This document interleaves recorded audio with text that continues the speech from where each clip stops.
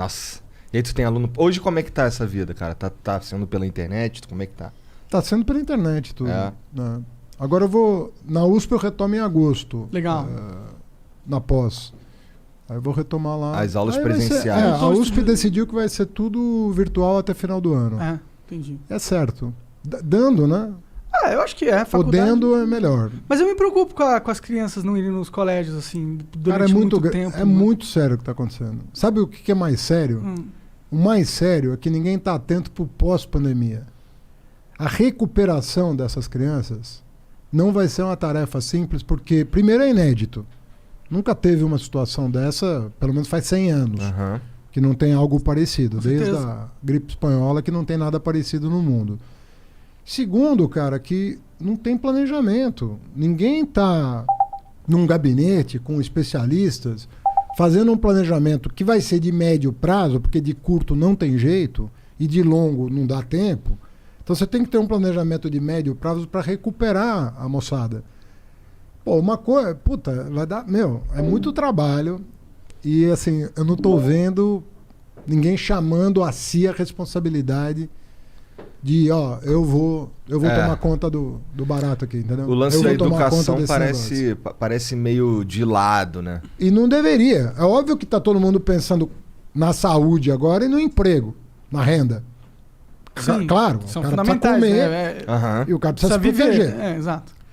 Agora, cara, o Brasil não pode viver só da mão para boca. Você tem que ter um planejamento de médio prazo. E não tô vendo nada disso. Não tô vendo ninguém se preocupar com isso. Das autoridades. Sim. Isso é um drama, cara. Porque quando o aluno falta uma semana, você tem um trabalho para recuperar o cara. E faltou É verdade. ano, né, agora? Pô, fica um mês sem ir pra escola, pra você ver. Só pra você recuperar, um mês, ficou doente. Sei lá, pegou um troço lá que é contagioso, vai ficar em casa. Um mês, você voltar pra dar um trampo pra você recuperar, imagina um ano. É. Cara, e em relação à educação, não tem, isso que eu vou te falar agora não tem muito a ver com a pandemia em si. Eu acho que é um problema crônico do Brasil, que é o seguinte, cara, por que a gente não tem umas políticas de educação de base, desde sempre, de longo prazo? Porque, eu tenho um palpite, que é o lance de, isso daí é um troço que só vai dar resultado daqui a 40, 50 anos e, portanto, não dá voto. Por que que Isso você tem toda a razão, cara. Toda a razão. Deixa eu falar pra vocês um negócio. O Brasil acordou pra educação,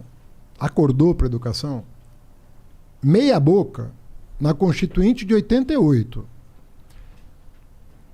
Não por coincidência, 100 anos depois da abolição da escravatura. Olha só, cara. Olha o que eu estou te contando aqui, que as pessoas não se dão conta. Nós abolimos a escravidão em 1888. Um dos últimos países no mundo, inclusive. Um dos últimos países do mundo. O Brasil foi o último país a criar uma universidade. O último país das Américas a criar uma universidade. Foi o único país que criou uma universidade só no século XX. Os negros, em 1884 ou 3, agora não tô... Tem uma lei chamada Lei Saraiva. Bota lá no Google que você acha. Lei Saraiva. Proibindo quem não era alfabetizado de votar. Já prevendo a abolição da escravidão, para os escravos não votarem, como eram todos analfabetos, aprovaram uma lei proibindo quem era analfabeto de votar. Ou seja... Sabe quanto tempo durou essa lei? 100 anos. Caralho. 100 anos. E aí você fala, bom, mas então alfabetizaram? Não. Porque era justamente o instrumento de controle. Para não deixar os pobres votar, não alfabetizavam. E a lei proibia votar sem alfabetização. Resultado, nego, ninguém votava. Era um desincentivo muito grande para investimento em educação. Então veja só, você que era alfabetizado, você que ia para a universidade, você que ia para Coimbra estudar direito, você não estava preocupado com a educação porque você já estava educado. O cara que estava preocupado com a educação não podia votar. E aí, meu? Quem é que ia falar? Tem que educar. Então, o Brasil, cara, não tinha compromisso com a educação. E assim, eu participei, modéstia à parte, de uma primeira revolução na educação brasileira, que foi abrir as portas da universidade para o pobre. Ele me confessou que namorou 2 prounistas.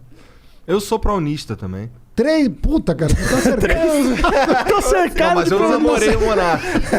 Agora vai me negar. Mas, cara, olha só. Nós precisamos esposa é chegar no praunista. século... Porra, cara, eu tô cercado de praunista por todos Mas os e a lados. base, Fernandão? Não, mas a base... Não, vê bem. Outra coisa errada é imaginar a separação da básica e da superior. Leia os historiadores, você vai saber o seguinte. O projeto nacional nasce quando o pobre chega na universidade. Aí você começa... Aí a universidade começa a pensar o país todo e não só a elite.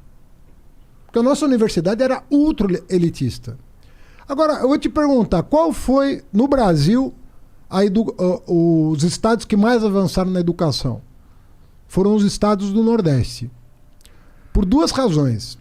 Que nós queremos um fundo para financiar a educação do Nordeste chamado Fundeb, e porque o Nordeste estava tão atrasado em relação ao Sudeste que tinha muita margem para melhorar. Pra ganhar, pra evoluir. Juntou essas 2 coisas, quais são os exemplos de educação no Brasil hoje de estirão, né? Do cara dar aquela decolada?